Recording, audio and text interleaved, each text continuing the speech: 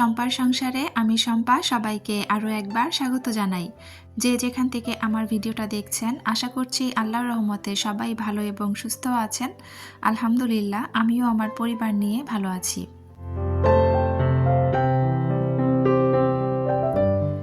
আজকের ভিডিওটা শুরু করেছি সকাল থেকেই। আজকে হচ্ছে শুক্রবারের ভিডিওটা আপনাদের সাথে শেয়ার করছি। তো শুক্রবারে যেহেতু আমি বিছানার চাদর চেঞ্জ করি, তো আজকেও কিন্তু আমি বিছানার চাদরটা চেঞ্জ করে নিচ্ছিলাম। তো আজকে কিন্তু অফ ক্যামেরাতেই আমি চাদরটা চেঞ্জ করে নিলাম, কারণ প্রতিদিন আসলে বিছানা গোছানো বা বিছানার চাদর চেঞ্জ করা এই জিনিসগুলো একটু একঘেয়েমি লাগে, কিন্তু আবার শেয়ার করা ছাড়া উপায় নেই, যেহেতু আমরা আমাদের লাইফস্টাইল ব্লগগুলো শেয়ার করি, আমাদের সংসারের কাজকর্ম এগুলোই তো আপনাদের সাথে শেয়ার করে থাকি। তো যার কারণে আজকে অফ ক্যামেরাতে আমি একটু বিছানাটা গুছিয়ে নিলাম। তো তারপরে আমি আমার এই ছোট্ট লিভিং রুম চলে এসেছি। এখানে সোফাগুলো সব এলোমেলো দেখতে পাচ্ছেন, এগুলো কিন্তু আমার ছেলে গতকালকে রাতে বসে বসে সোফার যে ফোমগুলো আছে এগুলো দিয়ে সে ঘর বানিয়েছিল। এটা হচ্ছে আমার মেয়ে তাকে শিখিয়েছে। তো সে ঘর বানিয়ে বানিয়ে খেলাধুলা করে। কোনো দিন দেখা যায় রাতের বেলায় আমি সোফাটা গুছিয়ে রাখতে পারি, তবে কোনো দিন আসলে হয়ে ওঠে না। তো কালকে রাতেও কিন্তু আমি আর গুছিয়ে রাখতে পারিনি, যার কারণে এখন গুছিয়ে নিলাম।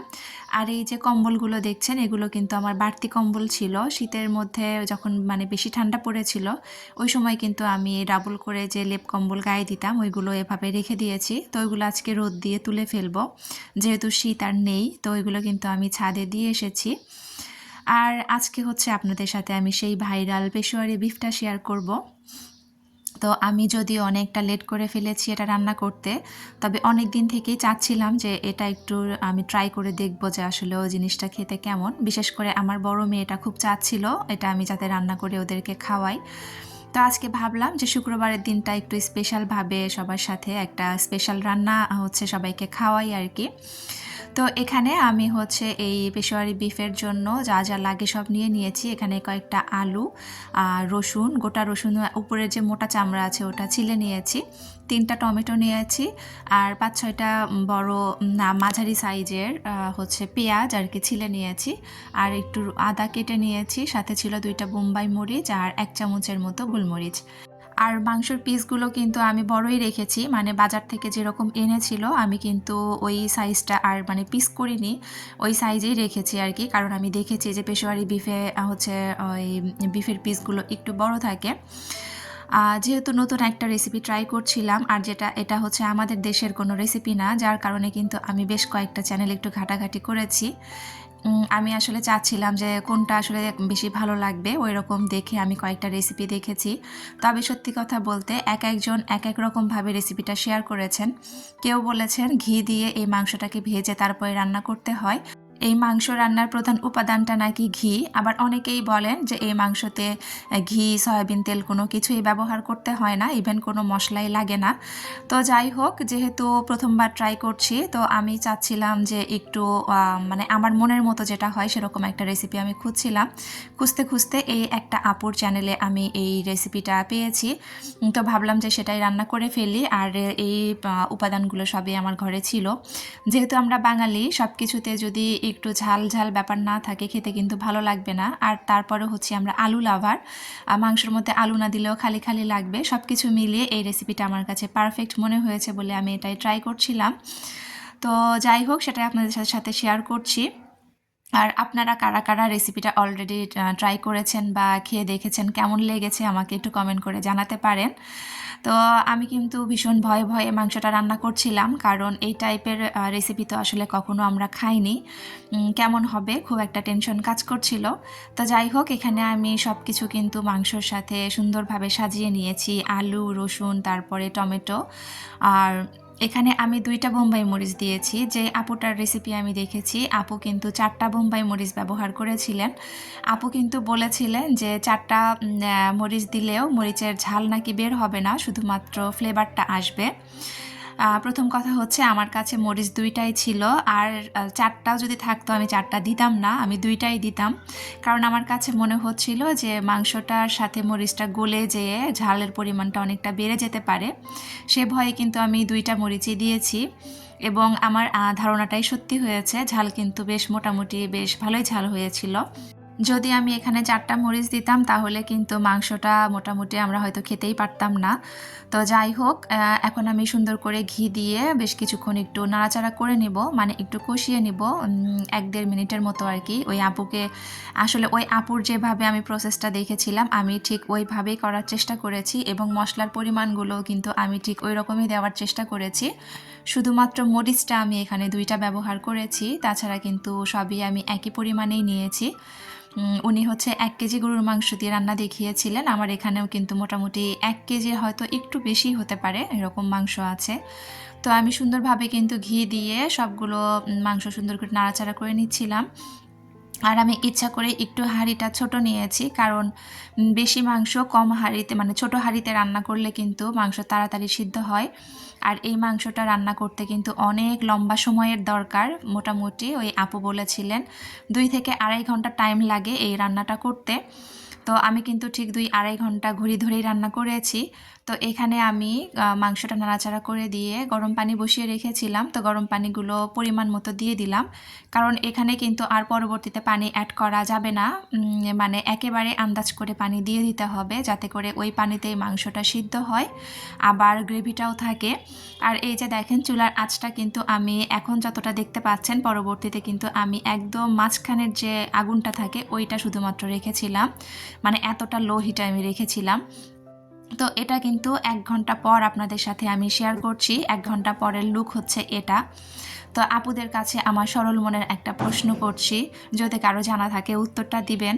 ওই আপুর ভিডিওতে দেখেছিলাম উনি 2.5 ঘন্টা পর যখন মাংসটা খুলেছেন, উনার সব টমেটো তারপরে মরিচ সব কিছু সুন্দর আস্ত আস্ত ছিল। তবে আমার টমেটো কেন গলে গেল এটা আমি বুঝতে পারছি না।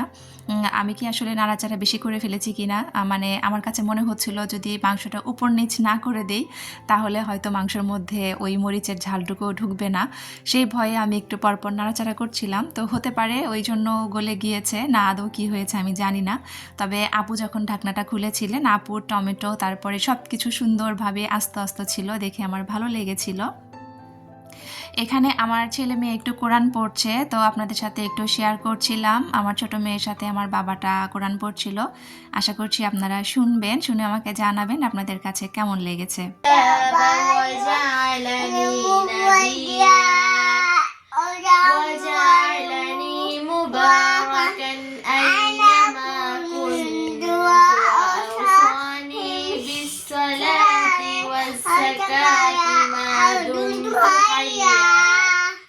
وبرا بوالدتي ولم يجعلني جبارا شقيا والسلام علي يوم ولدت ويوم أموت ويوم أبعث حيا ذلك عيسى بن مريم قول الحق الذي فيه يمترون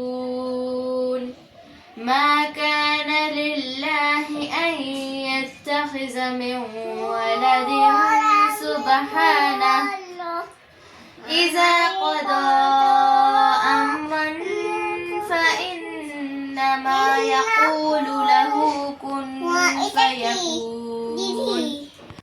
তো ওদের কোরআন তেলাওয়াত আমি একটু শুনছিলাম ওখানে বসে বসে, আর একটু ভিডিও করে শেয়ার করলাম। আর এটা কিন্তু আমার মাংসটা অলরেডি হয়ে গিয়েছে, তার ফাইনাল লুক আপনাদের সাথে শেয়ার করলাম। আমার ছেলে আর আমার মেয়েদের জন্য একটু দোয়া করবেন। আমার ছেলেকে নিয়ে আমার চিন্তা আছে, ওকে আমি ইনশাল্লাহ হাফিজিতে পড়াশোনা করাবো, মাদ্রাসায় দিব আর কি। ও যখন পেটে ছিল, আমি যখন শুনেছি যে ও ছেলে হবে, তখনই আমি নিয়ত করে রেখেছি যে ওকে কিন্তু আমি একজন বড় হাফেজ বানাবো ইনশাআল্লাহ। তো আপনারা আমার ছেলেটার জন্য দোয়া করবেন। আর ওর এই জিনিসগুলোর প্রতি অনেক বেশি আগ্রহ। ও আমাদের নামাজ পড়া দেখলে, আমাদের কোরআন পড়া দেখলে কিন্তু সাথে সাথে ও সেটা করার চেষ্টা করে।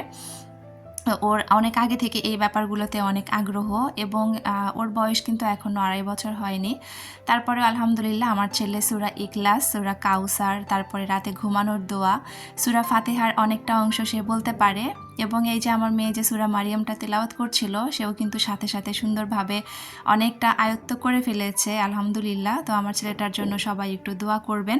তো এখানে সবাই একসাথে খেতে বসে গিয়েছিলাম। আমি হচ্ছে আমার হাজব্যান্ডকে এখানে খাবার তুলে দিচ্ছিলাম, আমার মেয়েও বসেছে, তারপরে আমিও বসবো, পরিবারের সবাই মিলে একসাথে জমজমাট খাওয়া দাওয়া আর কি। তো হচ্ছে আজকে কিন্তু এই মাংসের সাথে আর অন্য কোনো কিছুই করিনি, যেহেতু নতুন একটা রেসিপি ট্রাই করেছি, ভাবলাম যে শুধু এটা দিয়ে খেয়ে দেখি যে কেমন লাগে।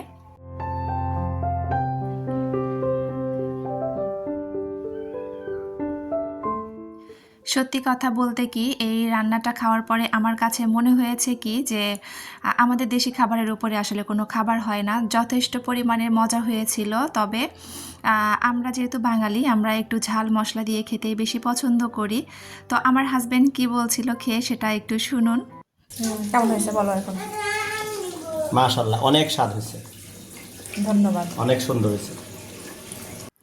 তো আমরা খাওয়া দাওয়ার পরে আমার হাজব্যান্ড যখন নামাজ পড়ে আসে, তো আসার সময় মিষ্টি নিয়ে এসেছিল। তো খাওয়া দাওয়ার পরে কিন্তু আমরা একটু করে মিষ্টি খাচ্ছিলাম।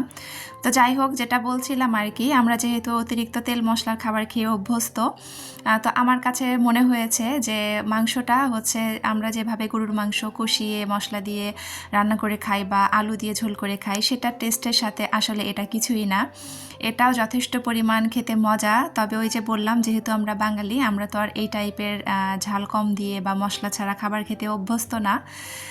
যার কারণে এটা দেখা গিয়েছে কি, শখের বশে একবার হয়তো বা খাওয়া যাবে, কিন্তু তৃপ্তি করে যে আমরা হচ্ছে খাবো, ওই জিনিসটা কিন্তু এই খাবারটার মধ্যে একেবারেই নেই।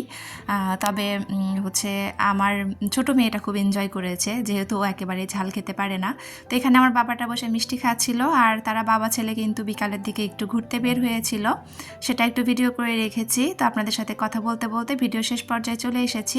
সবার সুস্থতা কামনা করে আর আমার পরবর্তী ভিডিও দেখার আমন্ত্রণ জানিয়ে এখান থেকেই বিদায় নিয়েছি। আল্লাহ হাফেজ, আসসালামু আলাইকুম।